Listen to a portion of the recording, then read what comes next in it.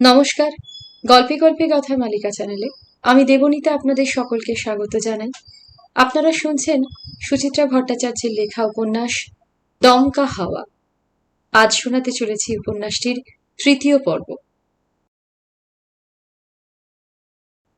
অহনার সাইকেলখানা পাশে রেখে নদীর পাড়ে বসেছিল অর্ঘ্য। সামনে একটা বিকেল ফুরিয়ে যাচ্ছে। ঘন সবুজে ভরা দ্বীপের আড়ালে একটু একটু করে মুখ লুকোচ্ছে সূর্য। শ্রান্ত আলো তাপ হারিয়ে স্তিমিত ক্রমশ। গাছ গাছালি রং হারাচ্ছে। বহতা জলে মৃদু একটা ধ্বনি জাগছে বটে, তবে স্রোত বেশি নেই। ভালোভাবে লক্ষ্য না করলে নদীতে এখন জোয়ার চলছে না ভাটা ঠাহর করা মুশকিল। বিকেলে আর সেভাবে কোথাও যায়নি অর্ঘ্য। এমনিতেও যে সে খুব নিয়ম করে গ্রামে গ্রামে ঘুরছে তা নয়। কাছে পিঠে কোথাও একটা গেল, কোনো একটা বাড়ির আঙিনায় ঢুকে পরিবারের কর্তা গিন্নি ছেলে মেয়ে যাকে হাতের কাছে পেল তার সঙ্গেই আলাপ জমালো। তাদের সংসারের বিষয়েই হয়তো গল্পগাছা করলো খানিকক্ষণ। তারপর ধীরে সুস্থে বেরিয়ে পড়ে আর একটা বাড়ির সন্ধানে। প্রায় সর্বত্রই আশা বুড়ির পরিচয়টা দিতে হয় অবশ্য, নইলে অজানা অচেনা লোকের কাছে কেউ মুখ খুলতে চায় না বড় একটা। এভাবে ৫-৭টা বাড়ি ঘুরলেই দিব্যি বেলা কাবার। আর কোনো গপ্পবাজির পাল্লায় পড়ে গেলে তো অর্ঘ্যর পোয়া ১২। একজনেতেই হু হু করে কেটে যায় সময়। তাতেই যা মাল মশলা জোটে, স্বচ্ছন্দে সে ম্যানেজ করে নেয় অহনাকে। কিন্তু সেরকম কাউকে খুঁজে নিতেও তো ইচ্ছে করল না আজ। এলোমেলো সাইকেল চালালো খানিকক্ষণ। ৩-৪খানা গ্রাম পেরিয়ে একটা শান বাঁধানো পুকুরের ধাপিতে জলে পা ডুবিয়ে বসে রইল কিছুটা সময়। ঘাটে কয়েকজন মেয়ে বউ ছিল। তারা এমন সন্দিগ্ধ দৃষ্টিতে তাকাতে লাগলো, গাঁ-গঞ্জের মানুষজনার মোটেই গল্পের বইয়ে পড়া সরল গ্রামবাসীটি নেই। অপরিচিত কাউকে তারা সহজে বিশ্বাস করে না। এই সত্যিটা কদিনেই টের পেয়ে গেছে অর্ঘ্য। অগত্যা উঠে আসতেই হলো। সাইকেল নিয়ে ফিরেই এলো আলাইপুর। অস্থায়ী ডেরায় গিয়ে শুয়ে পড়লেই চলত, কিন্তু কেন যে নদীর পানেই ঘুরে গেল সাইকেলের মুখ। অহনার কাছাকাছি থাকতে অর্ঘ্য কি অস্বচ্ছন্দ বোধ করছে? হ্যাঁ, কিছুটা তো বটেই। কদিন ধরে এত বেশি প্রশ্ন করছে তার অনুদি। শুধু অর্ঘ্যর দৈনিক কাজ নিয়ে নয়, কখনো দিদি, কখনো আসানসোল, কখনো বা অর্ঘ্যর কলেজ ইউনিভার্সিটি জীবন। বর্তমানকে ঢেকে অতীতের সঙ্গে সাযুজ্য রেখে একের পর এক জবাব দিয়ে যাওয়া যে কি দুরূহ, তাও সামাল দিতে পারে অর্ঘ্য। কিন্তু অনুদির মুড, তার থই পাওয়া বুঝি আরো কঠিন। অর্ঘ্যর পক্ষে বোধ হয় অসম্ভব। এই ঠান্ডা তো এই গরম, এই মোটামুটি হাসি খুশি তো পর মুহূর্তেই তোলা হাঁড়ি। কাল সন্ধেবেলায় তো কি বিশ্রী কাণ্ডটাই না হলো। পুরনো একটা উত্তম সুচিত্রা সিনেমা হচ্ছিল টিভিতে। তেমন একটা মনোযোগ দিয়ে নয়, তবু দেখছিল অর্ঘ্য। পাশের সোফাতে বসে অহনা। হঠাৎ অহনার প্রশ্ন, হ্যাঁ রে, তুই বিয়ে করবি না? অর্ঘ্য এড়ানোর ভঙ্গিতে বলেছিল, ধুস, স্টেডি জব কিছু করছি না, এখন ওসব ভাবনার কোনো মানে আছে? গার্লফ্রেন্ড আছে নিশ্চয়ই, কবে তোর সময় হবে সেই প্রতীক্ষায়? সরি, আমি ওসব লাইনে নেই। বাজে বকিস না, তোর এত সুন্দর চেহারা, পেটে বিদ্যে গজগজ করছে, চেষ্টা করলেই সামনে ব্রাইট ফিউচার। কোনো মেয়ে তোকে দেখে পটেনি আমায় বিশ্বাস করতে হবে? ওরও না বিশ্বাস, যা সত্যি তাই বলছি। স্টুডেন্ট লাইফেও তোর কোনো মেয়ে বন্ধু ছিল না? হ্যাঁ, অজস্র ছিল, তবে তুমি যা ভাবছো তেমন নয়। তারা স্রেফ বন্ধুই ছিল। তুই কখনো তাদের কারোর উপরে অ্যাট্রাকশন ফিল করিসনি? আমি তাদের সে চোখে দেখিনি কখনো। সত্যি বলতে কি, প্রেম ব্যাপারটা আমি ঠিক বুঝি না।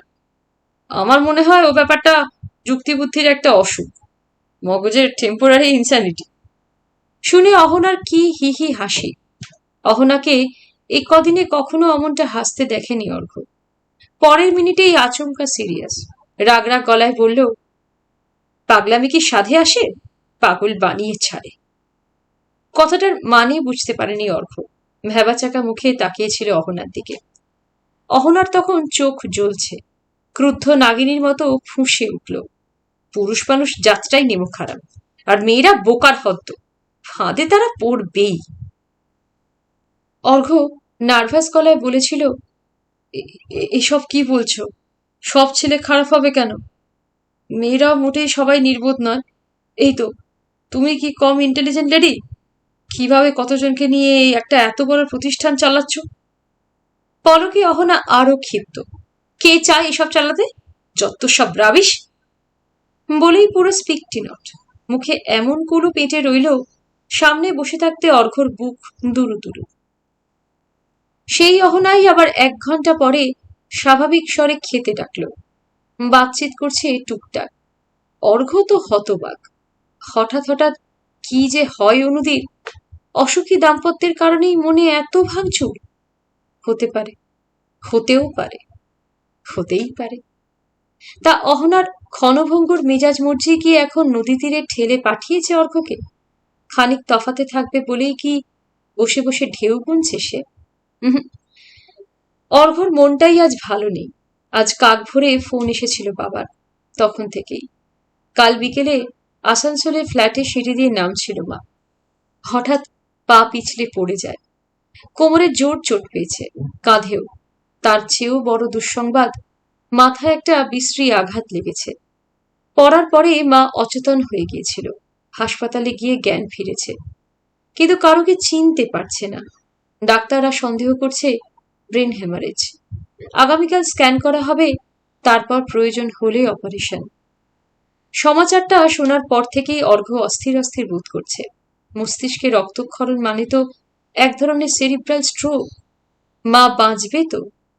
যদি বা প্রাণে রক্ষা পায়, প্রায় অচেতন ভেজিটেবল হয়ে যাবে না তো চিরতরে? যদি পরে আর সুযোগ না মেলে, চুপি চুপি একবার দেখে আসবে মাকে। বাবা অবশ্য বলল, ঝুঁকি নেওয়ার এক্ষুনি দরকার নেই। তবু বাবা তার অবস্থান জানে না। হয়তো ভাবছে খোকা এখনো মধ্যপ্রদেশ বা ছত্তিশগড়ে বনে বাদারে বাস করছে। যেমন অহনারা জানে অর্ঘ্যর বাবা মা এখন সিঙ্গাপুরে, তেমন বাবা মাকেও অর্ঘ্য ওই রকমই একটা ধারণা দিয়ে রেখেছে কিনা। চরম প্রয়োজন ছাড়া এই নাম্বারটায় ফোন করতেও তো নিষেধ করেছিল বাবাকে। তার পুরো পরিচয় সম্ভবত এখনো পুলিশের খাতায় নেই। তবে আসানসোলের অর্ঘ্য রায় নিশ্চয়ই তাদের সন্দেহের তালিকার বাইরে নয়। সুতরাং মাকে দেখতে যাওয়া মানে বাবাকে বিপন্ন করা। উচিত হবে কি? যুক্তিবুদ্ধির বাইরে গিয়ে অর্ঘ্য একটা বড়সড় শ্বাস ফেলল। উচিত আর অনুচিতের দ্বন্দ্ব কি অর্ঘ্যকে শোভা পায়? ক্লাস 9-এ চে গুয়েভারা জীবনীটা পড়ার দিনই কি তার বাকি জীবনটা কোন পথে গড়াবে স্থির হয়ে যায়নি? সেই রাত থেকেই তো উচিত অনুচিতের বোধ একটা মাত্র নির্দিষ্ট অভিমুখে গড়িয়েছে। কলেজে পড়ার সময় যখন সে বাঁধা ছকের বাইরের রাজনীতি নিয়ে মাতামাতি শুরু করলো, বাবা তো বটেই, মাও কি কম বাধা দিয়েছে? বলেনি, তুই কি চাস তোর জন্য আমাদের কোমরে দড়ি পড়ুক? সে তখন বিপ্লবের স্বপ্নে বিভোর, আদৌ মূল্য দেয়নি তাদের আকুতিতে। সঠিক কাজই করেছে সে, কারণ বিপ্লব ওই ধরনের ব্যক্তিগত আবেগকে অনুচিতের লিস্টেই রাখে সর্বদা। এমএ পরীক্ষার মুখে মুখে সে যখন চলে গেল উড়িষ্যায়, নয়াগড়ে পার্টির গোপন সম্মেলনে যোগ দিল, তখনই তো পরিবারের সঙ্গে সম্পর্কটা সে মনে মনে ছিঁড়ে ফেলেছে। তারপর সে বাড়িতে আবার এসেছে ঠিকই, কয়েক বছর হয়তো বাসও করেছে মা বাবার সঙ্গে, কিন্তু ভবিষ্যতের ছবি তো তখন পরিষ্কার। গত 2.5 বছরে 1-2বারের বেশি মা বাবার খোঁজ নেয়নি অর্ঘ্য। উচিত মনে করেছে বলেই নেয়নি। এবং তার জন্য অর্ঘ্যর মনে কোনো পাতি বুর্জোয়া সুলভ পাপবোধও নেই। তাহলে আজ কেন এই দোলাচল? কেনই বা মার বিষণ্ণ মুখখানা বারবার হানা দিচ্ছে চোখের পাতায়? না, এইসব জোরালো অনুভূতিকে বেশি প্রশ্রয় দেওয়া ঠিক নয়। মিছিমিছি মনকে দুর্বল করে লাভ আছে কোনো? বরং এখানে থাকতে থাকতেই ঝোঁকে নেওয়া দরকার আগামী দিনে কি হবে তাদের কর্মপন্থা। পার্টি যে রাস্তা ধরেছে সেটা কি অভ্রান্ত? শুধু অর্ঘ্য নয়, দলের অনেকের মনেই তো এখন সংশয়। রাজন, সৌরভ, গণেশন তো বলছে, হয় স্টিয়ারিং ধরে গাড়ির মোড় ঘোরাও, নয়তো ঝাঁপ মেরে নেমে পড়ো। কজন মিলে অন্য একটা গাড়ি বানিয়ে নেব আমরা। কিন্তু নতুন গাড়িটাও যে ভুল পথে যাবে না তার কি নিশ্চয়তা? এতেও সেই দোলাচল। উফ, কি যে করে অর্ঘ্য! বসে থেকে থেকে হাঁটু ধরে গেছে। অর্ঘ্য উঠে দাঁড়ালো। পাশেই এক কালী মন্দির, বেশ চকচকে চেহারা, মেঝে টাইলস, দিনের অন্তিম কিরণ মেখে নতুন রং করা দেওয়াল ঝকঝক করছে। ভালোই ভিড়। আজ কোনো বিশেষ পুজো টুজো আছে নাকি? তাকিয়ে থাকায় ব্যাঘাত ঘটল। নদীর ধার থেকে কে একজন ডাকছে। অর্ঘ্য এগিয়ে এলো। আমাকে বলছো কিছু? হ্যাঁ কর্তা। খাটো মলিন ধুতি পরা খালি গা লোকটা লজ্জা লজ্জা মুখে হাসছে। তখন থেকে দেখছি নদীর ধারে ঠায় বসে আছেন। আপনি বুঝি সিন সিনারি ভালোবাসেন? ওই আর কি, হেসেই বলল অর্ঘ্য। খারাপ লাগে না? চলেন না কর্তা, একটু নৌকো বিহার করে আসবেন, নদী থেকে চারদিক আরো মনোহর লাগবে। তোমার নৌকো আছে বুঝি? এই তো। নিচেই পাড়ে বাঁধা একটা ডিঙি নৌকো দেখালো লোকটা। আসেন না কর্তা, গরমকালে সাঁঝবেলায় নদীর হাওয়ায় মনটা তর হয়ে যাবে। বড্ড পিড়াপিড়ি করছে তো, সারাদিন ভালো রোজগারপাতি হয়নি সম্ভবত। অর্ঘ্য হেসে বলল, তা নেবে কত? সে আপনার যা প্রাণ চায়। আপনি হলেন গিয়ে আশাবরী দিদির অতিথি, একটু সেবা করার সুযোগ পেলেই ধন্য হই। বিনয়ের অবতার, চালাক লোক, দরাদরির মৌকা দিল না। তবে অনুদি আর তার প্রতিষ্ঠান যে এই অঞ্চলের সমর্থক হয়ে উঠেছে তার আরো একটা প্রমাণ পাওয়া গেল। বলতে হবে অনুদিকে ছোটে না যায়। ঘাট বলে কিছু নেই, ভাঙাচোরা পার বেয়েই সাবধানে নেমে অর্ঘ্য চড়েছে নৌকায়। পাটাতনে মেলে দিয়েছে পা। লোকটা বাঁশে বাঁধা দড়ি খুলে লগি দিয়ে চার দিল পারে। দুলতে দুলতে সরে যাচ্ছে ডাঙা, বাড়ছে ছলাচ্ছল। মসলিনের চাদর গায়ে জড়িয়ে আধার নামছে নদীতে। ভিজে ভিজে বাতাসে ভারী নরম একটা আমেজ।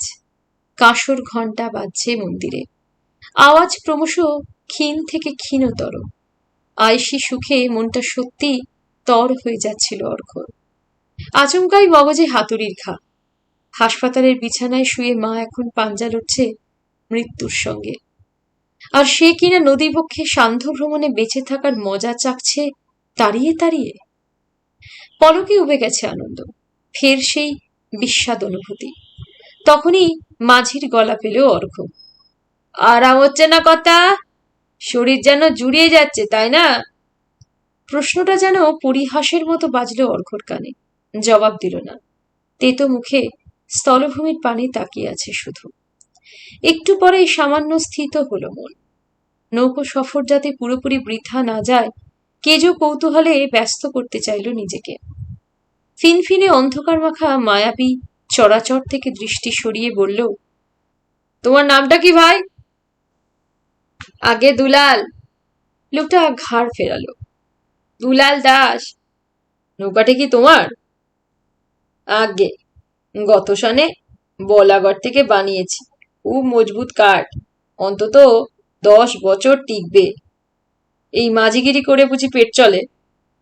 আমি তো মাঝি নই কর্তা, এ তো মাছের নৌকো, জাল ফেলে নদীতে মাছ ধরি। তা পাও মাছ? শুনি নদীতে আজকাল মাছ নাকি খুব কমে গেছে। হ্যাঁ কর্তা, এত ভুটভুটি চলে হরদম, পোড়া ডিজেলে মাছেদের বংশ নাশ হয়ে যাচ্ছে। এই তো মা ভাগীরথীর জলে আগে বহরমপুর পর্যন্ত ইলিশ মিলত, এখন আর তেনাদের ঝাঁক নৈহাটি পেরিয়ে আসেই না। লোকটা মেশিনের মতো দাঁড় টানছে দুহাতে, ঘর ঘরে স্বরে পড়ল, তারপর ধরুন জল তো অনেক কমে গেছে, চোখের সামনে কত যে চর গজিয়ে উঠল, সান্নালের চর, কালীগঞ্জের চর, এ তো সামনেই কেমন একটা গজিয়েছে, এখনো নাম দেয়নি কেউ। তবে এরই মধ্যে সবুজে সবুজ, যে পারছে গিয়ে চাষবাস শুরু করে দিচ্ছে। তুমিও ওখানে চাষ করো নাকি? না কর্তা, জমি জিরেতে কাজ আমার আসে না, বংশের পেশাতেই টিকে আছি কোনো মতে। আর আপনাদের মতো লোকজন জুটে গেলে দুটো বাড়তি পয়সা হাতে আসে। তা লেখাপড়া করেছো কত? প্রাইমারি পাসটা দিয়েছিলাম, তারপর বাবা ঘেঁটি ধরে নৌকায় নিয়ে এলো, বললো ঢের বিদ্যে হয়েছে, এবার মাছ মেরে পেটের জোগাড় করো। চীন দেশে সেই মহান বিপ্লবীর কথাটা মনে পড়ে গেল অর্ঘ্যর।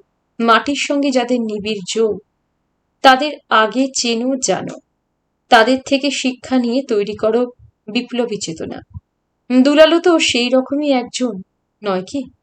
উৎসাহ নিয়ে অর্ঘ্য জিজ্ঞেস করলো, তা দুলাল ভাই, পড়াশোনা যে করতে পারলে না, তার জন্য আফসোস হয় না?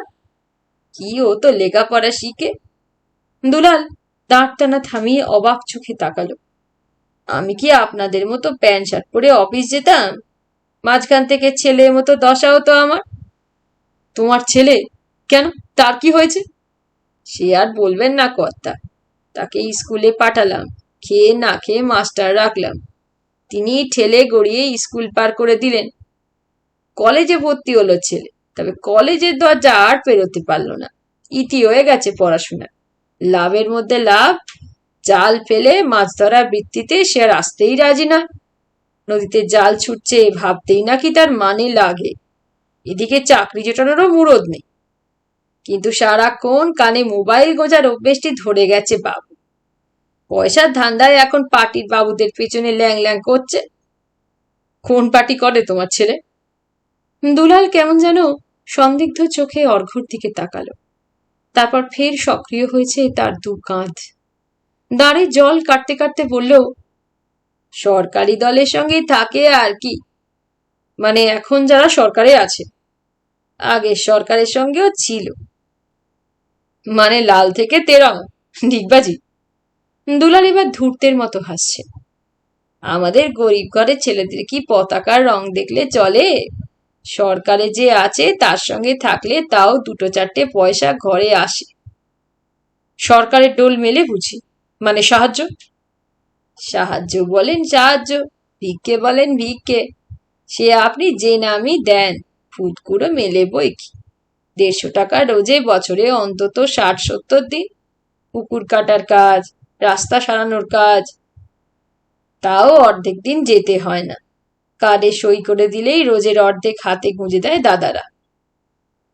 এটা তো দুর্নীতি। কাজ করো, পুরো পয়সা নাও। এসব 2 নম্বরীকে তোমরা প্রশ্রয় দিচ্ছ কেন? ছাড়েন কর্তা, যা জোটে তাই কম কি। যারা সরকার করে তাদের অনেক খরচ খরচা আছে না, তারা নিজেদের ভাগ নেবে না? আশ্চর্য, চলে আসা সিস্টেমটার সর্বাঙ্গে ঘুণ ধরে গেছে। গরিব মানুষের রক্ত চুষছে বুর্জোয়া প্রতিক্রিয়াশীল দলগুলো, তবু এই দুলালদের কোনো হেলদোল নেই। অর্ঘ্য সামান্য বিরক্ত স্বরে বলল, কিন্তু তোমাদের টাকা হাতিয়ে নেওয়া যে এক ধরনের চুরি, এটা তো মানো। যেতে দেন কর্তা, আমাদের কি কিছু করার আছে? কে বলল নেই? তোমরা যদি সবাই মিলে প্রতিবাদ করো, গর্জে ওঠো, কি হবে তাতে? বড়জোর সরকার বদলে যাবে, কিন্তু যারা আসবে তারা কি সব গোভস্ত দেবতা? আসবে তো নরেন বাবুর বদলে হরেন বাবু, দেবেনের জায়গায় খগেন। আমাদের তাতে বাড়তি কি সুসার? যদি এরকম কারোকেই না আনো, মানে তা হয় নাকি? কাউকে না কাউকে তো আসতেই হবে, সরকার গড়তেই হবে। ভেতরে ভেতরে একটা উত্তেজনা বোধ করছিল অর্ঘ্য। পার্টির অন্দরে তত্ত্ব আলোচনা অনেক করেছে, কিন্তু পার্টির নিয়মেই তাকে বাস করতে হয়েছে প্রায় লোকচক্ষুর আড়ালে। কচ্ছিৎ কখনো মধ্যপ্রদেশ, ছত্তিশগড় কিংবা ঝাড়খণ্ডের আধা শহরে পা রাখলেও সাধারণ মানুষের সঙ্গে মেলামেশার অনুমতি ছিল না। ভাষার ব্যবধানও ছিল দুস্তর। আলাইপুরে এসে এসে প্রথম নিজের মতো করে কথাবার্তা বলতে পারছে সমাজের সঙ্গে। এদের মাঝে কি পার্টির ভাবনাকে চাড়িয়ে দেওয়া যায় না? অর্ঘ্য জোরে একটা শ্বাস টেনে বলল, ধরো সরকার ব্যাপারটাকেই যদি উৎখাত করে ফেলা যায়, যেখানে যে পার্টির যত বদলোক আছে সবাইকে নিকেশ করে ফেলা হলো। অকারণে উৎপাত করা পুলিশ নেই, ঘুঘুর বাসা পঞ্চায়েত নেই, ঘুষখোর সরকারি অফিস নেই, সমস্ত ক্ষমতা চলে এলো তোমাদের হাতে। মানে তোমরা তখন নিজেরাই সরকার হয়ে গেলে, নিজেদের মতো করে কাজ করছো, দরকার মতো পয়সা পাচ্ছ। কে দেবে? নিজেরাই ভাগ বাটোয়ারা করে নেবে। তা হয় নাকি? কি যে আজও বাকি কন কথা, সরকারটাই বেবাকুদা হয়ে যাবে। কে সরাবে তাদের? বললাম তো, তোমরা বন্দুক চালানো শিখবে, তাদের সঙ্গে লড়াই করবে। আমরা লড়াই? আহা, তোমরা সবাই কেন, তার জন্য লোক আছে, তোমাদের হয়ে তারাই লড়বে, তোমরাও তাদের সঙ্গে থাকবে। বুঝেছি, তারাই তখন সরকার হবে, তাই তো? দুলাল বুঝদারের মতো মাথা দোলাচ্ছে। এখন যেমন লাল তেরঙ্গা, তখন তারাই হবে আমাদের প্রভু। না মানে, তুমি ঠিক বললাম তো কথা, বুঝে গেছি। দুলাল আপন মনে বিড়বিড় করছে, ঠিকই তো, এদের যদি কেউ লড়ে হটায়, গদি তো তাদের হকের পাওনা। কিন্তু যাই বলেন কর্তা, আমরা যেমন আছি তেমনই থাকবো। মনিব বদলালে কি গরিবের কপাল বদলায়? যা, দুলাল তো বিশাল ব্যাপারটা উপলব্ধি করতে পারছে না। অর্ঘ্যদের মহান তত্ত্বে পৃথিবীর চেহারাই যে অন্যরকম হয়ে যাবে, এ যেন গেঁয়ো জেলেটা কিছুতেই মানতে রাজি নয়। মরিয়া হয়ে অর্ঘ্য বলল, তোমাদের অত কিছু ভাবতে হবে না, শুধু বন্দুকটা কাঁধে তুলে নাও, নিজের পক্ষে যারা লড়বে তাদের পাশে পাশে থাকো। কি দরকার কর্তা লড়াই কাজিয়ায়, এই তো বেশ আছি, যেভাবে যেটুকু জুটুক, শান্তিতে থাকলেই যথেষ্ট। খুনোখুনি রক্তারক্তি ভালো লাগে না কর্তা। দুনিয়ায় কে কার শত্রু বলেন, পঞ্চায়েত প্রধানই হোক কি মন্ত্রীই হোক, কি আমার অকাল কুষ্মাণ্ড বেটাই হোক, মরলে তো সবাই সমান। যে কটা দিন দুনিয়ায় আছি সবাই মিলে ভাব ভালোবাসা করে থাকলে তো ল্যাটা চুকে যায়। এ কি অদ্ভুত দর্শন! দুলাল যা বলছে তা কি শুধু দুলালেরই কথা, নাকি দেশের গড়পড়তা মানুষ এরকমই ভাবে? এরা কি তবে শ্রেণী সংঘর্ষের আদর্শকে মন থেকেই বিশ্বাস করে না? শোধনবাদী শ্রেণী সমন্বয়ের ধারণা কি এদের রক্তেই মিশে আছে? কিংবা এমন নয় তো, ভারী ভারী তত্ত্বগুলোই আদতে ফালতু? মানুষ কোনো তত্ত্বেরই দাস নয়, অতীতেও ছিল না, ভবিষ্যতেও হবে না। শুধু তারা অর্ঘ্যরাই তত্ত্বের ভারে দূষিত করে ফেলছে পৃথিবীটাকে। কথাগুলো মনে আসতেই অর্ঘ্য থরথর কেঁপে উঠল। এ কি প্রতিবিপ্লবী চিন্তা মনের কোণে উঁকি দেয় আজ? তার এতগুলো বছর কি তাহলে মিথ্যে, একটা কল্প দুনিয়ার দিকে অন্ধের মতো ছুটেছে নাকি সে? নৌকো ক্রমশ ফিরছে পাড়ের দিকে। আস্তে আস্তে বাড়ছে কালী মন্দিরের কাঁসর ঘণ্টার আওয়াজ। বাড়িঘরের টিমটিমে আলোর দুটি উজ্জ্বল এখন। দুলালকে একখানা 100 টাকার নোট ধরিয়ে দিয়ে অর্ঘ্য নেমে এলো। ক্ষণিক দেখল অন্ধকার গঙ্গা, চোখ বুজে শুনল নদীর কলকল। তারপর সাইকেলটা নিয়ে ফিরছে, চড়ল না আর, হাঁটছে শিথিল পায়ে। আলাইপুরে এসে আজ পর্যন্ত যত বাড়িতে গেছে, দুলালের সঙ্গে মেলাচ্ছে তাদের কথাবার্তা। না, নিজের আদর্শের কথা তাদের কারোকে বলেনি। তবু কেন যেন মনে হয় সকলেরই সুর এক তারে বাঁধা। বেশি কিছু তাদের আকাঙ্ক্ষা নেই। দুলালের মতো তারাও যেন শুধু শান্তি চায়। ভাবনাটা নিয়ে একটু নাড়াচাড়া করতেই হচ্ছে। অর্ঘ্য দাঁড়িয়ে পড়ল, মোবাইল হাতে নিয়ে মনে করে করে টিপল একটা নাম্বার। বাজছেও পারে। ধরেছে, রাজনের গলা। ইংরেজিতে রাজন বলল, তুমি এখন কোথায়? নিষিদ্ধ প্রশ্নের উত্তরটা এড়িয়ে গেল অর্ঘ্য। বলল, আমার একটা কথা ছিল। আমাদের প্ল্যান অফ অ্যাকশন নিয়ে আমরা প্রচুর সময় ব্যয় করি, কিন্তু সাধারণ মানুষের মনোভাব আমরা খেয়াল করছি কি আমাদের প্রতি? Stop your nonsense. তেজস তোমায় পাগলের মতো খুঁজছে। কোরাপুট অপারেশন সফল হয়েছে, দেখেছো নিশ্চয়ই। মৃত্যুর অনুপাত হিসেব করলে সফলই বলা যায়। না, সব দিক দিয়ে সাকসেসফুল।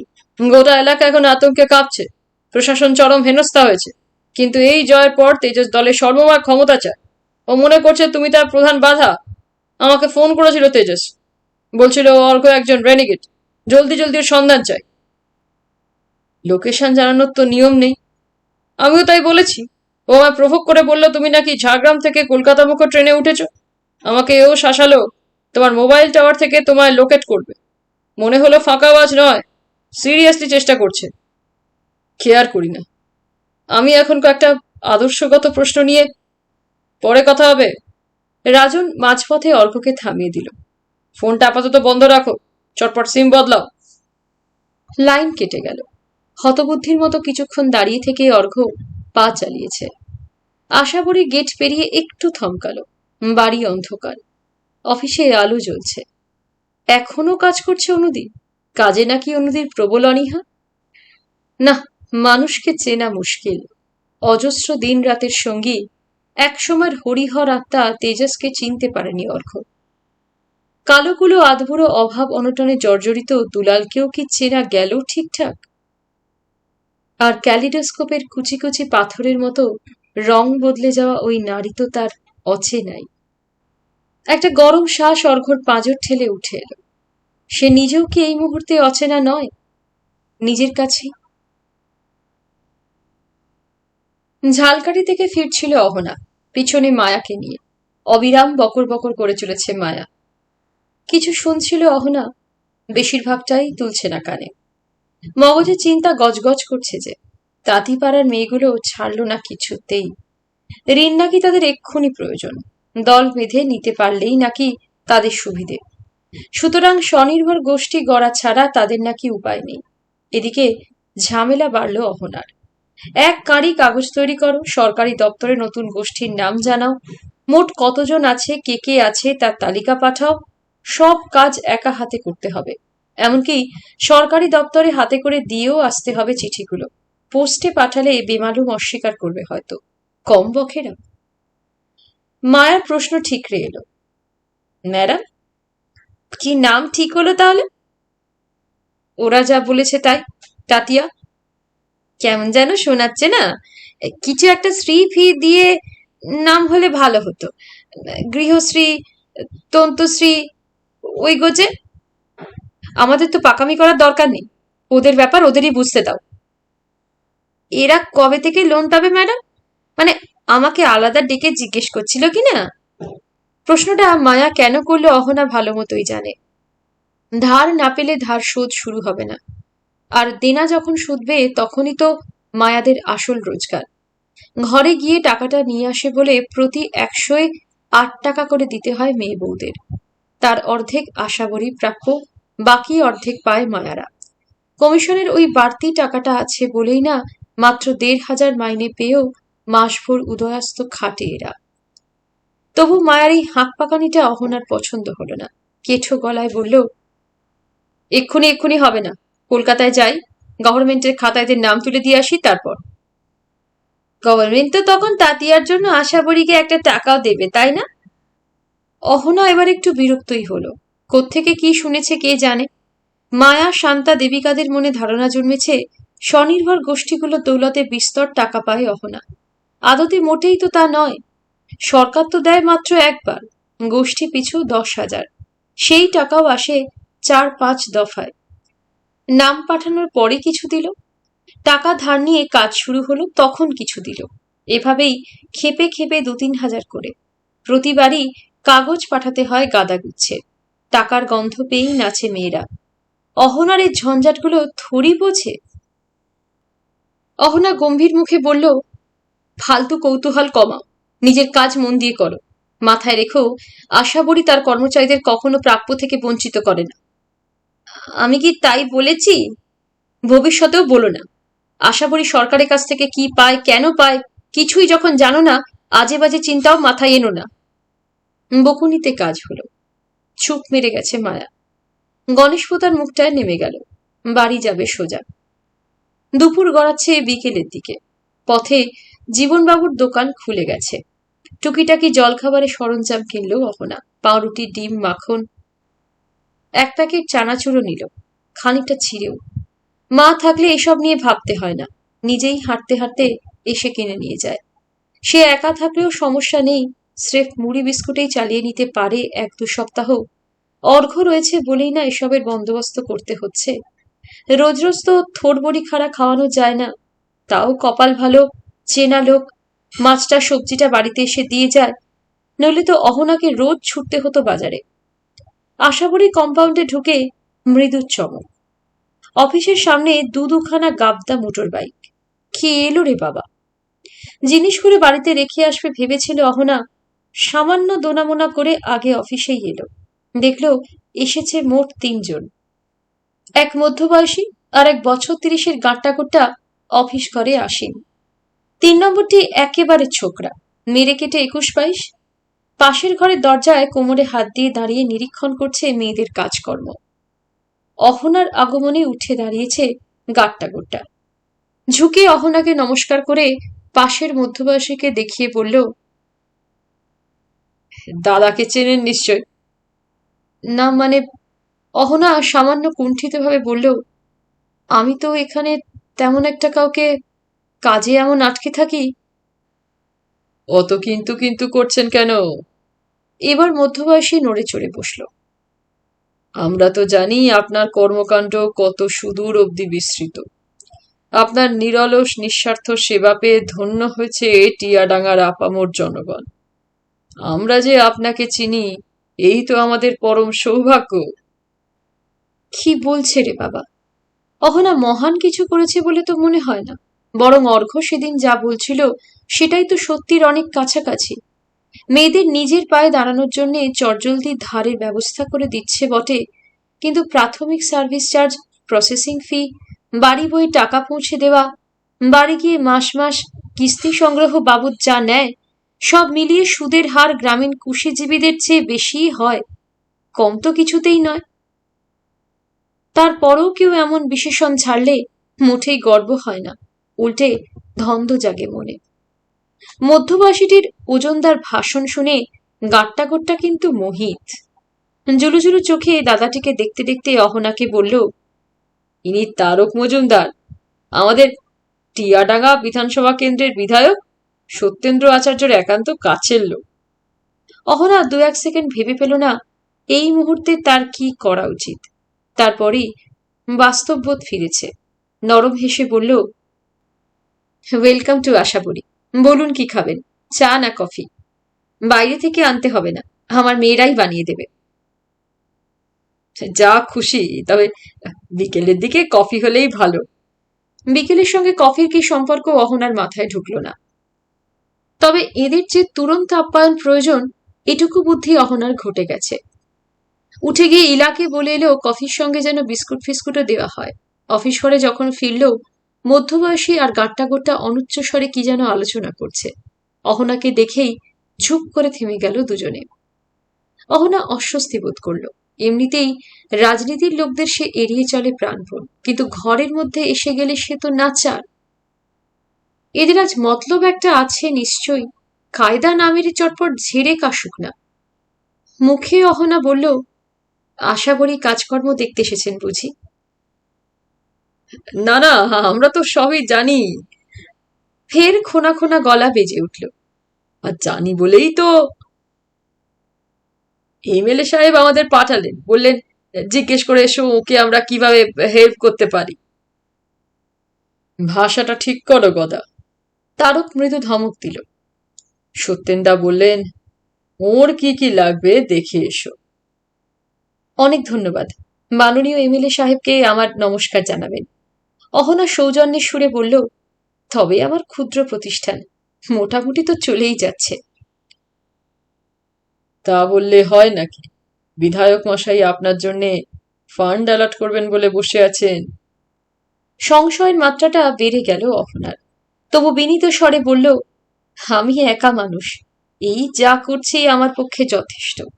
বেশি বড় করতে গেলে আমার সাধ্যের বাইরে চলে যাবে।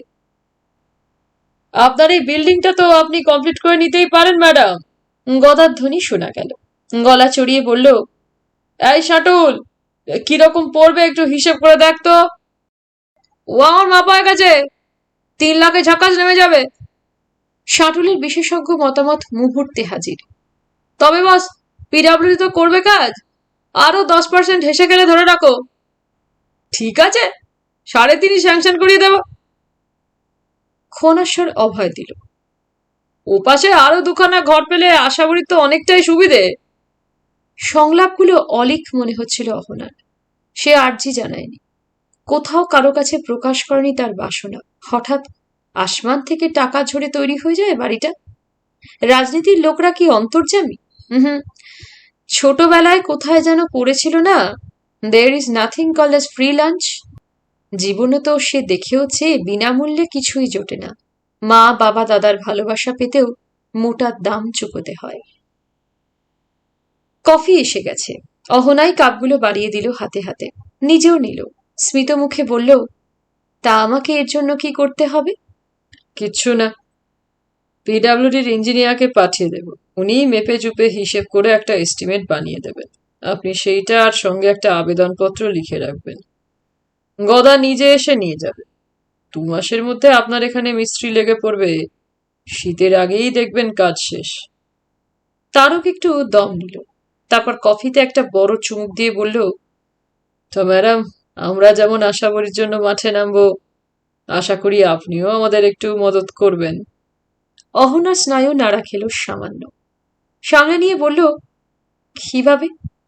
তেমন কিছু নয়। গদা একবার তারককে দেখে নিয়ে বলল, আপনি নিশ্চয়ই শ্যামাঙ্গিনীর নাম শুনেছেন?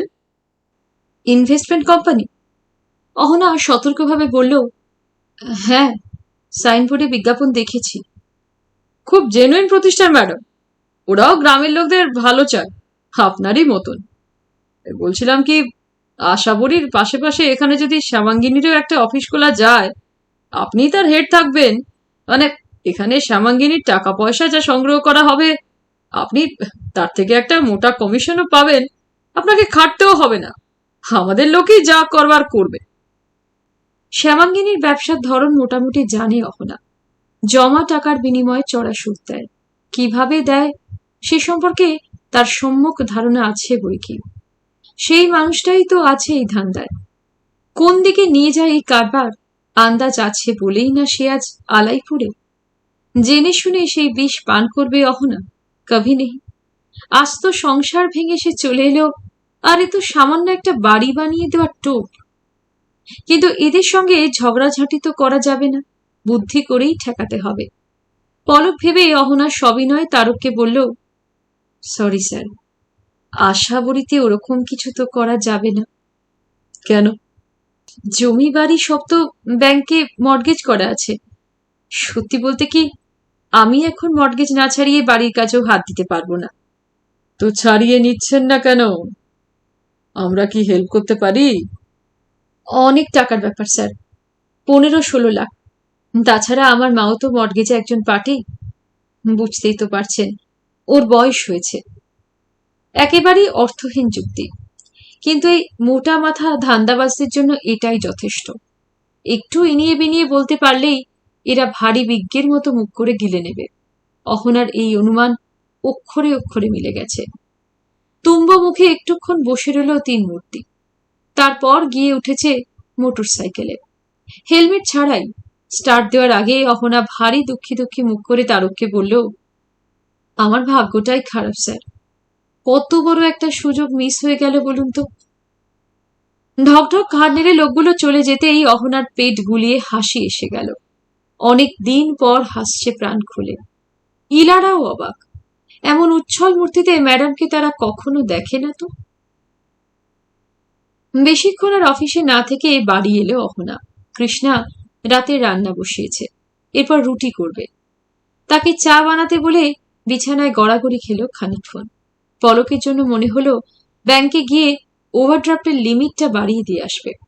পরক্ষণেই মত বদলালো। তো বোকাগুলো থোড়াই ব্যাংক অব্দি গিয়ে খোঁজ খবর করবে। মিছিমিছি তার চাপ বাড়ানোর প্রয়োজন কি? চা শেষ করে বৈকালিক স্নান। কদিন খুচরো খাচরা বৃষ্টির কারণে আজ গরমটা বেশ প্যাচপ্যাচে। গায়ে জল ঢেলে আরাম হলো, কিন্তু ভেতরে ভেতরে একটা ছটফটানিও চলছে। ঘটনাটা কারোকে না বলতে পারলে স্ফূর্তিটা যেন জমছে না। কাকে জানাবে? ফোন করবে মাকে? না, মা যা ভীতু, ঘাবড়ে যাবে। উল্টে হয়তো জ্ঞান ঝাড়তে আরম্ভ করবে। অর্ঘটা গেল কোথায়? সন্ধে তো নেমে গেল, সে এখনো ফিরছে না কেন? মোবাইলে অর্ঘর নাম্বার টিপল অহনা। যান্ত্রিক ঘোষণা বাজছে, যে নাম্বারটি আপনি ডায়াল করেছেন এই মুহূর্তে সেটি সুইচড অফ অথবা মোবাইল পরিষেবার বাইরে। কি ব্যাপার? অর্ঘ তো ফোন বন্ধ রাখে না। কোথায় এমন গেল যেখানে টাওয়ার মিলছে না? বাইরে মোটর সাইকেলের আওয়াজ। অহনার বুক ধক করে উঠল। মক্কেলরা ফিরে এলো নাকি? শঙ্কিত পায়ে গ্রিল বারান্দায় আসা মাত্র অহনার মুখমণ্ডল হাসিতে ভরে গেছে। সুশোভন স্যার। দরজা খুলে দিয়ে অহনা হাউমাউ করে উঠল। কোথায় ছিলেন এতদিন? কতবার চেষ্টা করেছি, কিছুতেই আপনাকে ধরতে পারছি না। ফোন কেন বন্ধ রেখেছিলেন? ভাবছিলাম কাল পরশুই আপনার বাড়ি গিয়ে হানা দেব। আস্তে আস্তে, এত প্রশ্নের উত্তর কি একেবারে দেওয়া যায়? দীর্ঘদেহী মানুষটি দুহাত তুলে থামালেন অহনাকে। একটু জিরোতে দাও, চা জল খাওয়াও। উফ, বড্ড থকে গেছি। এই বাক্যটি সুশোভনের মুখে কখনো শোনেনি অহনা। বয়স অনেকই হয়েছে স্যারের, ৭৪-৭৫ তো বটেই, কিন্তু টকবক করেন সারাক্ষণ, এত জোরে হাঁটেন অল্প বয়সীরাও পাল্লা দিতে হাঁপিয়ে যায়। মুখে চোখের বয়সের ছাপও নেই তেমন। মাথার চুলগুলো ধবধবে সাদা না হলে স্বচ্ছন্দে ৫৫ বলে চালিয়ে দেওয়া যায়। বাইরের ঘরে সোফায় বসেছেন সুশোভন, হেলান দিয়ে, লম্বা পা সামান্য ছড়িয়ে। পরনে আজ পাজামা পাঞ্জাবি নয়, প্যান্ট শার্ট। হেলমেটখানা রেখেছেন সেন্টার টেবিলে। তাড়াতাড়ি রান্নাঘর থেকে জল আনলো অহনা। সুশোভনের হাতে গ্লাস ধরিয়ে বলল, আপনাকে এত টায়ার্ড দেখাচ্ছে কেন স্যার? I am fine. এক চুমুকে জল শেষ করে গ্লাসটা নামিয়ে রাখলেন সুশোভন। দুহাত সোফার কাঁধে ছড়িয়ে দিয়ে বললেন, ব্যক্তিগত কাজে কয়েকদিন কলকাতায় গিয়ে থাকতে হচ্ছিল, আজই ফিরেছি। ভাবলাম তোমার সঙ্গে দেখা করে যাই। আমার বিশ্বস্ত স্কুটারটা আমায় বিট্রে করলো, ব্যাটা স্টার্ট নিল না। অগত্যা ভাইয়ের এই দামড়া মোটরসাইকেল, অনেকদিন অভ্যেস নেই তো, এত ভারী, তার উপর তোমাদের এই রাস্তা, দম নিকলে গেছে। আপনার ভাই মানে সুশীতল বাবু তো, স্টেশনের ধারে যার ওই বড় ওষুধের দোকান? ভালো নামটা জানো তাহলে? হাসছেন সুশোভন। টিয়াডাঙ্গার লোকরা তো ওকে অন্য নামে চেনে, সুশোভনের ভাই অশোভন। এই মাছি কেন? দেখনি ওর কারবার? কলকাতা থেকে নামকা ওয়াস্তে স্পেশালিস্ট ডাক্তার এনে বসাচ্ছে আর ৩ হাতে কামাচ্ছে। ডাক্তারের ফি থেকে কমিশন, তাদের প্রেসক্রাইব করা ওষুধ বিক্রির লাভ, প্লাস ডাক্তারবাবুরা হেন টেস্ট নেই যা করার না। সেই সুবাদে ওর প্যাথোলজিক্যাল ল্যাবরেটরিটা গড়গড়িয়ে চলছে। সুশোভন একটু দম নিলেন। জানো, ও একসময় দারুণ মার্কস পেয়ে ডাক্তারি পাশ করেছিল, প্যাথোলজি ছিল ওর স্পেশাল পেপার। বাবার স্বপ্ন ছিল তখনকার এই অজ টিয়াডাঙ্গার মানুষদের যেন আর রক্ত টক্ত পরীক্ষার জন্য দূর দূরান্তরে যেতে না হয়। ছোটন যেন একটা ল্যাবরেটরি খোলে এখানে, মিনিমাম চার্জ নেবে, দরকার হলে গরিবদের কাছ থেকে পয়সা নেবে না। ছোটনও সেই মোটো মেনে ওই জায়গায় ওরা একটা ডিসপেন্সারি খুলেছিল, নিজে চিকিৎসাও করতো, পরীক্ষা নিরীক্ষাও চালাতো নিজের ল্যাবরেটরিতে। 10 বছরও গেল না, চিকিৎসাটা একেবারেই ছেড়ে দিয়ে বেটা পুরো দস্তুর ব্যবসায়ী বনে গেল। এখন রোগীর গলায় গামছা দিয়ে টাকা কামায়। আপনি স্যার অকারণে নিন্দে করছেন, আজকাল মাগনা কি কিছু হয়? অহনা ঠাট্টা সুরে বলল, ওভাবে দেখলে তো স্যার আমিও তো মেয়েগুলোকে চুষছি। ওরা হয়তো টের পাচ্ছে না, কিন্তু আমি তো 100 টাকা ধার দিয়ে 200 টাকা উসুল করছি। তোমার ব্যাপারটা আলাদা। সুশোভন দুদিকে ঘাড় নাড়ছেন। তুমি জানো না গ্রামের মেয়ে বউদের তুমি কতটা ভরসা। ব্যবসা করতে করতেই কত সহায় সম্বলহীনাকে তুমি পায়ের তলায় মাটি জুগিয়েছ। পরিবারে তাদের ওজন কত বেড়ে গেছে, আর লাভের পয়সায় তো তুমি ব্যাংকের পাসবই মোটা করছো না, আর একদল মেয়ের পিছনে ঢালছো। সুশোভনের মুখে প্রশংসা শুনলে অহনা যেন গুটিয়ে যায়। সে তো জানে অত কিছু ভেবে সে আশাবরী খোলেনি, শুধু নিজের মতো করে বাঁচতে চাওয়ার তাড়নায় স্যারের পরামর্শে এই পথটা বেছে নিয়েছিল। প্রথম প্রথম হয়তো তৃপ্তিও পেত, কিন্তু এখন একঘেয়েমির ফাঁসকলে বিরক্তির গাদ পুরু হচ্ছে ক্রমশ। কৃষ্ণার কেটে পড়ার সময় হয়েছে, উঠে গিয়ে তাকে চা জলখাবারের কথা বলে এলো অহনা। ফের বসতেই সুশোভনের প্রশ্ন, তোমার মাকে দেখছি না যে? কলকাতা গেছে দাদার কাছে, সামনের সপ্তাহে ফিরবে। ও, তার মানে তুমি এখন একা? না, অতিথি আছে একজন। সংক্ষেপে অর্ঘ্যর পরিচয় দিল অহনা। শুনে সুশোভন বললেন, বাহ, তোমার তো তাহলে গল্পে আড্ডায় ভালোই সময় কাটছে। অহনা মনে মনে বলল, সে আর থাকে কতক্ষণ, যদি বা থাকে নিজের খুপড়িতে বেশিটা সময় কাটায়। টিভিতে শুধু খবরের চ্যানেল দেখে, সিনেমা সিরিয়াল খেলাধুলা কোনো কিছুতেই উৎসাহ নেই। অহনাও তো খুব বাকপটু গপ্প টাইপ নয়, দুজনের তাহলে জমবে কি করে? মন্তব্য না করে মৃদু হাসল অহনা। কেজো প্রসঙ্গে ঢুকতে চাইল। আপনাকে স্যার একটা খবর দেওয়ার ছিল। আমি জানি, সরকারি অর্ডার পেয়েছো তো? হুম, সুষ্ঠুভাবে ডেলিভারিটা দাও, আরো অর্ডার পাবে। বোধহয় শিগগিরই কিছু সোলার প্যানেলও চাইবে। পরিবেশ নিয়ে এখন খুব মাতামাতি চলছে তো, তুমিও তার কিছুটা ফায়দা নাও।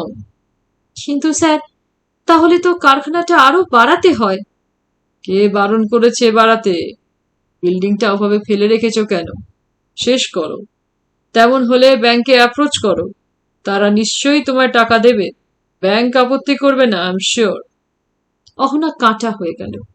সুশোভন যদি শুনেন ব্যাংকের প্রস্তাবে সে না বলে এসেছে, আহত হবেন নিশ্চয়ই। তাড়াতাড়ি এই প্রসঙ্গ ঘুরিয়ে লঘু পরিবেশ আনতে চাইল ঘরে। বৈকালিক উপদ্রবের কাহিনী বলল স্যারকে, রসিয়ে রসিয়ে। সুশোভন তো শুনেই গম্ভীর। বললেন, কাজটা কিন্তু তুমি ঠিক করনি। মানে, এখানে শ্যামাঙ্গিনীর অফিস খুলবে আমি অ্যালাউ করে দেব? না, কায়দা করে না এড়িয়ে সরাসরি ওদের প্রস্তাব নাকচ করা উচিত ছিল। ওরা তাতে ছাড়তো, জোরজার করতো না? এখনো কি তুমি ছাড় পাবে ভেবেছো? রাজনীতির লোকদের আন্ডার এস্টিমেট করো না, ওরা আবার আসবে, আসবেই। আশাবরীর গুডউইল ওরা ব্যবহার করতে চায়। তোমায় ওদের মুখোমুখি দাঁড়িয়ে বলতে হবে তুমি এটা হতে দেবে না। কাজটা হয়তো কঠিন, কিন্তু কৌশল করে তুমি আশাবরীকে বাঁচাতে পারবে না। একমাত্র তুমি রুখে দাঁড়ালেই ওরা হয়তো পিছু হটতে পারে। সুশোভনের যুক্তি একেবারেই মনোপুত হলো না অহনার। স্যারের আর কি, বলেই খালাস। ভুগতে তো হবে অহনাকে। লোকগুলো মোটেই সুবিধের নয়। আক্রোশের বশে যখন তখন হামলা করতে পারে। অতএব তুইয়ে বুইয়ে চলাই তো ভালো। কোনো অনৈতিক ব্যবসার সঙ্গে সে সংস্রব রাখবে না। এতে যদি আশাবরী উঠে যায় তো যাক। টোস্ট অমলেট রেখে গেল কৃষ্ণা। চাও। প্লেট হাতে তুলে কি যেন ভাবছিলেন সুশোভন। টোস্টে ছোট কামড় দিয়ে বললেন, যাকে কি করবে সেটা তোমার ব্যাপার। তোমার ডিসিশন তো এখন থেকে তোমাকেই নিতে হবে। অহনা কথাটা ঠিক বুঝল না। অস্ফুটে বলল, মানে? কালই কলকাতা ফিরে যাচ্ছি। কবে আসবো ঠিক নেই। মেবি 1 মাস, মেবি 2 মাস, মেবি 1 বছর। অনাথ আশ্রমের জন্য একজন লোক ঠিক করেছি। ইনফ্যাক্ট সেই কারণেই আজ আমার টিয়াডাঙ্গায় আসা। অহনা বিস্মিত স্বরে বলল, কেন স্যার? এখানে থাকবেন না কেন? পায়ে নেই বলে। সুশোভনের লম্বাটে উজ্জ্বল মুখে ফ্যাকাশে হাসি। আমার স্ত্রী খুব অসুস্থ, প্রায় মৃত্যু শয্যায়। 2টো কিডনি তার ফেল করেছে। লাস্ট উইকে অ্যাডমিট করেছি হসপিটালে। পরশু ছাড়বে। জানোই তো টালিগঞ্জে ছোট একটা ফ্ল্যাট আছে আমার, ওখানেই তুলব। তারপর ডায়ালিসিস চলবে রোজ, যে কটা দিন বাঁচে। প্রায় সহজ স্বরেই বললেন সুশোভন। কিন্তু অহনার বুকে যেন ধক করে লাগলো। গীতালি আন্টিকে এসে বেশ কয়েকবার দেখেছে। সুশোভনের ঠিক বিপরীত। নির্জীব ধরনের মহিলা, কথাবার্তা বলেন খুব কম। পুজো আর্চা নিয়েই থাকেন সারাক্ষণ। তার এই দশা? অহনা বিবির করে বলল, হঠাৎ ধরা পড়ল বুঝি? ফাইনাল ডায়াগনোসিস এখন হলো, তবে অনেকদিন ধরেই তো ভুগছিল। Sugar, high pressure. চিকিৎসা করাতে চাইতো না ঠিক মতো, তার যা ফল হয়। সুশোভনকে কেমন যেন বিমনা দেখালো। আসলে বহুকাল আগেই তো বাঁচার ইচ্ছেটা চলে গিয়েছিল। জিজ্ঞেস করব না করেও অহনার মুখ দিয়ে বেরিয়ে গেল, কেন স্যার? সে এক বিশ্রী উপাখ্যান। আমাকেই তার ভিলেন বলতে পারো। সুশোভনের প্রাণবন্ত মুখখানা হঠাৎই করুণ। আমার একমাত্র ছেলেটা তাতার, ও ছিল একটু অন্য ধাতের। পড়াশোনায় খুব একটা মন ছিল না। কবিতা লিখতো, ছবি আঁকতো। গীতালি ওসব একদম পছন্দ করতো না। ছেলেকে একটা বড় কিছু হতে হবে, দারুণ ব্রাইট কেরিয়ার গড়বে, এই ছিল তার স্বপ্ন। ছেলের পিছনে এটুলির মতো লেগে থাকতো সারা দিন। আমার মনে হতো গীতালি ঠিক করছে না, কিন্তু অশান্তির ভয়ে প্রতিবাদ করিনি। বুঝিয়ে বাজিয়ে ম্যানেজ করতে চেয়েছি গীতালিকে, লাভ হয়নি। গীতালি তার জেদে অনড়, 5টা টিউটার লাগিয়ে রগড়াচ্ছে ছেলেকে, জয়েন্টে বসতে বাধ্য করলো। মার গুঁতোয় কেমিক্যালের চান্সও পেয়ে গেল যাদবপুর, কিন্তু ফার্স্ট ইয়ার থেকে সেকেন্ড ইয়ারে ওঠার পরীক্ষায় ফেল করলো তার। তারপরই হঠাৎ একদিন সিলিং ফ্যান থেকে অহনা প্রায় চেঁচিয়ে উঠতে যাচ্ছিল, কিন্তু ষড়যন্ত্র যেন বিকল। স্যারের ছেলে মারা গিয়েছে শুনেছিল, তবে এভাবে? আশ্চর্য! অমন একটা অতীত আছে, স্যারকে দেখে তো বিন্দুমাত্র টের পাওয়া যায় না। সুশোভন স্যার বলেই চলেছেন, একটা সুইসাইড নোটও রেখে গিয়েছিল। মা, তোমার আকাঙ্ক্ষা পূর্ণ করতে পারলাম না, ক্ষমা করো। তারপর থেকেই গীতালি ডুবে গেল বিষাদের গহ্বরে। বেঁচে রইল বটে, কিন্তু মৃত্যুকে আহ্বান করে চলেছে এক মনে, প্রায় সাধনার মতো। অহনা নিচু স্বরে বলে উঠল, পাপবোধ? পাপবোধ কি আমার নেই? দোষ কি আমার কম? সুশোভনের কণ্ঠ দিয়ে আচমকা আর্তনাদ ছিটকে এলো। পরক্ষণেই সামলে নিয়েছেন। অদ্ভুত শান্ত গলায় বললেন, তোমাকে একটু আগেই বলছিলাম না, যেটাকে ভুল মনে হবে মুখোমুখি দাঁড়িয়ে তার প্রতিবাদ করবে। বলছি কারণ সে কাজটা আমি নিজে করতে পারিনি। আমার তো উচিত ছিল গীতালিকে আটকানো, তার যাতে স্বাভাবিকভাবে বেড়ে ওঠে সেটা নিশ্চিত করা। I failed my task. Tactically এড়াতে চেয়েছি অশান্তি, পরিণামটা কি হলো? টানা 22 বছর ধরে তিলে তিলে আত্মহত্যা করেছে গীতালি, আমারই চোখের সামনে। এবারও কঠিন সাজা। এরকম ভুল কিন্তু করো না। অনেকক্ষণ চলে গেছেন সুশোভন। অহনা শুয়েছিল বিছানায়। অসম্ভব ভার হয়ে গেছে মনটা। বাইরে মেঘ ডাকছে, মাঝে মাঝেই ঝলসে উঠছে বিদ্যুৎ। কিছুই যেন প্রবেশ করছিল না অহনার চেতনায়। স্যারের শেষ কথাগুলো এখনো যেন ঘণ্টার ধ্বনির মতো বাজছে মাথায়। যাই, অন্তিম কাজটা সারি, তারপর তো শুরু হবে আমার প্রতীক্ষা। একা একা। সুশোভন স্যার কি ভুলেরই প্রায়শ্চিত্ত করতে কাজে ডুবে থাকেন? কিন্তু অহনা কিসে প্রায়শ্চিত্ত করছে? একটা মানুষকে চিনতে ভুল হয়েছিল, শুধু এইটুকুর জন্য এই তরঙ্গহীন সুখবিহীন জীবনকে টেনে ঘষতে বয়ে নিয়ে যেতে হবে, যতক্ষণ না দেহটা চিতায় ওঠে। দরজায় ছায়া। অর্ঘ্য ঢুকলো ঘরে।